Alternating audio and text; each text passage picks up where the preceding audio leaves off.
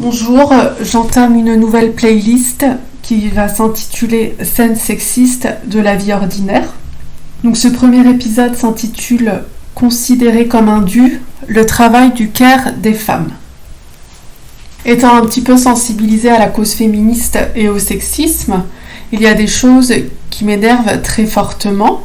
Dernièrement, j'ai passé une semaine en famille et j'ai eu la joie d'assister à des scènes que je souhaiterais être d'un âge révolu, mais qui sont bien d'aujourd'hui. Alors, le care est un concept anglo-saxon difficilement traduisible en français. C'est pour ça qu'on le retrouve souvent tel quel. Une traduction retrouvée pourrait être le soin, mais ce terme ne permet pas de rendre compte de toutes les dimensions du concept anglo-saxon de care.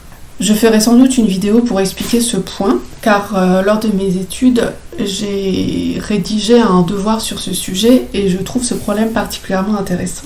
Mais dans cette vidéo, par care, je vais entendre tout ce que les femmes font gratuitement pour prendre soin des autres. Et on va voir maintenant un exemple illustrant le fait que souvent les hommes considèrent cette attitude du care des femmes comme quelque chose de normal, comme allant de soi, comme un dû. Certaines personnes croient même que c'est dans la nature des femmes, comme si c'était inscrit dans leur biologie, qu'être ainsi, généreuse, pourvoyeuse permanente de soins, d'attention, etc.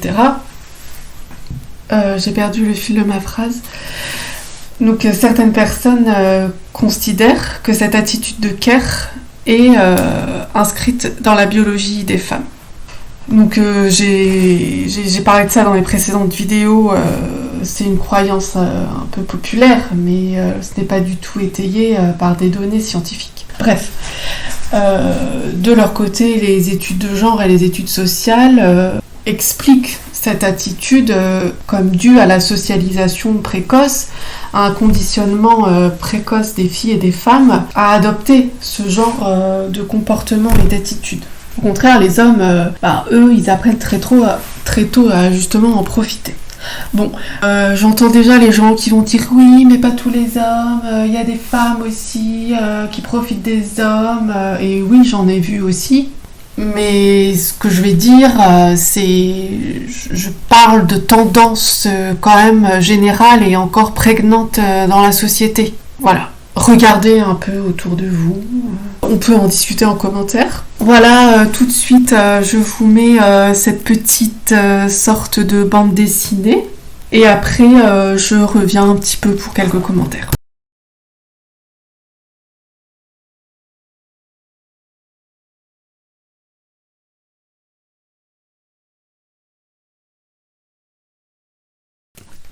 J'espère que ma douleur au genou va vite partir. J'ai une pommade si tu veux. Ah, je veux bien, merci. Je vais te la chercher. La voilà.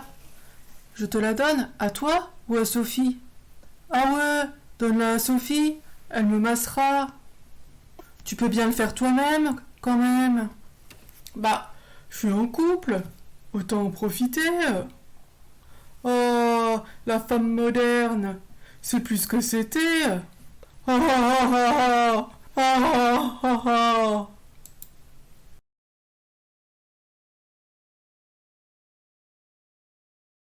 Qu'est-ce que je trouve de particulièrement problématique dans cette situation, qui est vraiment du vécu, hein. J'ai vraiment vécu cette scène. Moi, ce que je trouve particulièrement problématique dans cette situation, c'est que Gérard considère très spontanément Sophie comme une pourvoyeuse de soins pour Antoine. C'est Antoine qui a mal et à qui la pommade est destinée. Mais Gérard revient avec la pommade et considère que Sophie pourrait gérer ça à la place d'Antoine. Gérer le fait de stocker la pommade et de passer la pommade à Antoine. En plus, il a mal au genou.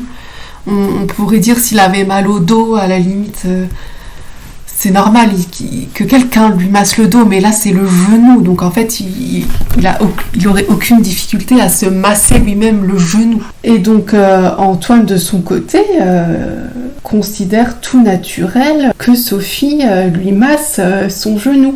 Spontanément, il ne se dit pas au contraire que peut-être Sophie elle a autre chose à faire que lui masser le genou, et surtout elle a peut-être pas envie de lui masser le genou. Donc voilà, j'entends encore déjà des gens dire oui mais peut-être que Sophie elle aime bien faire plaisir à son mec et qu'elle lui masserait volontiers le genou, etc.